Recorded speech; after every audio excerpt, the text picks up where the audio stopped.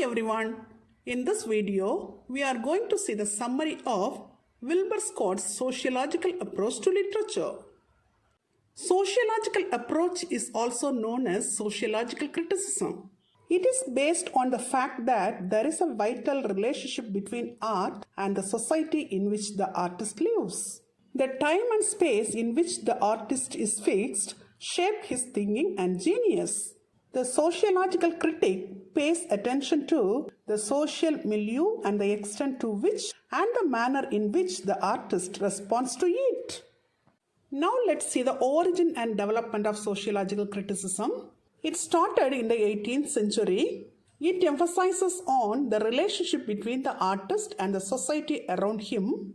In the 18th century, Vico studied how the social conditions of ancient Greece are reflected in Homer's epics. Then in the 19th century, two sociological critics emerged.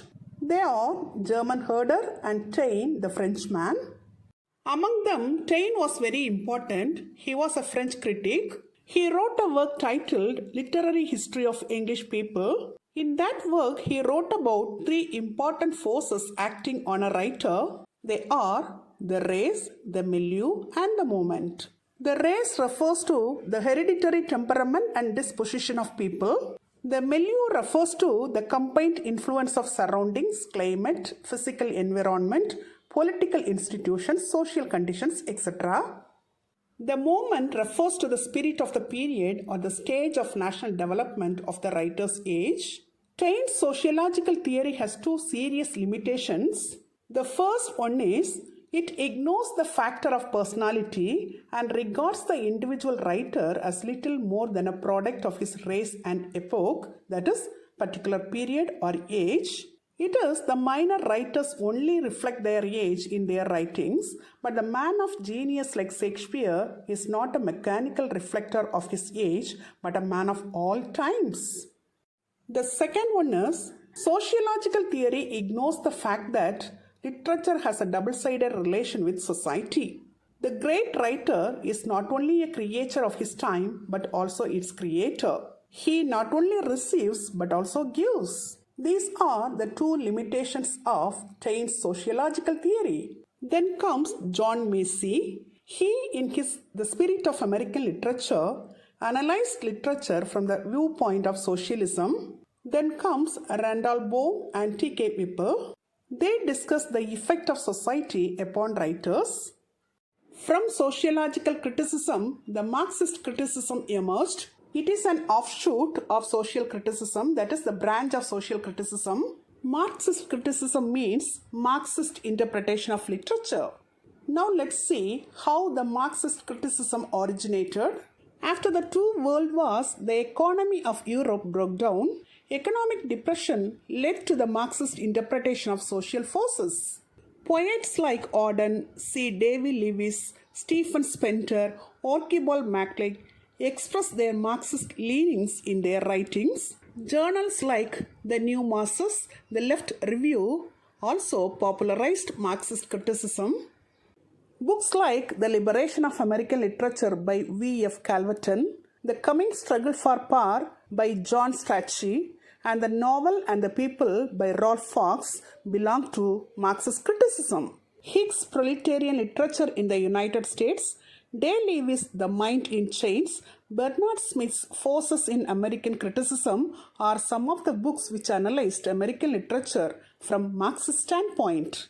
Marxist criticism gives primary importance to the economic condition of society. Marxist critics overemphasize the importance of their tools, that is, the economic condition of the people. They give less importance to religion, culture, art, etc. They regarded them only as byproducts of economic forces. They inflated or expanded the significance of isms like Americanism, proletarianism, socialism, capitalism, etc. The extreme Marxist critics valued only those writers who reflected or remedied economic ills. The matured Marxist critics like Christopher Caldwell, James Farrell, Edmund Wilson took steps to control the excess of Marxist criticism. Moreover, some mature critics like Harry Levin, F.O. Matheson, and Van Wyck Brooks studied the reciprocal influence between the writer and his age. They viewed the writer not only as a creature but also as a creator of his age. L.C. Knights welcomed this change. Now let's see the limitations of social criticism in an elaborate manner. Social critics have the belief that the artist is shaped by the society around him. According to the French critic Taine, every artist is molded by three forces. They are the race, the milieu, and the moment. Race refers to the distinguished characteristics of the race to which the artist belongs. The milieu refers to the totality of writer's surroundings, physical environment, socio-economic, political, and cultural conditions. The moment refers to the particular point in time that faces the artist. Great geniuses transcend the restraints imposed on them by the society around them. They appeal not merely to their contemporaries but to all ages. For example, Homer and Shakespeare, they belong to all ages. No milieu or moment can check them. So, what the sociological critic says is only a half-truth. Now let's see the shortcoming of sociological criticism. It takes into account only the ways in which a society affects an artist. It does not recognize the ways in which some artists of exceptional strength change the society around them. According to Harry Levin, literature is not only the effect of social causes, it is also the cause of social effects. Like sociological criticism, the Marxist criticism has also some limitations. Let's see them now. Marxist criticism is an offshoot or a branch of sociological criticism. Like sociological criticism, the Marxist criticism also stresses the point that the artist is shaped by the society around him. It gives primary importance to the economic conditions of society and also gives less importance to religion, culture, art, etc.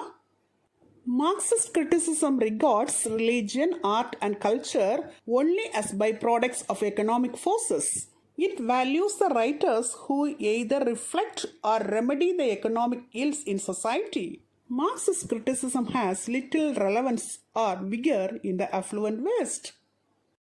Till now, in this video, we have seen the summary of Sociological Approach to Literature written by Wilbur Scott. Hope you have understood it very clearly. Thank you for listening.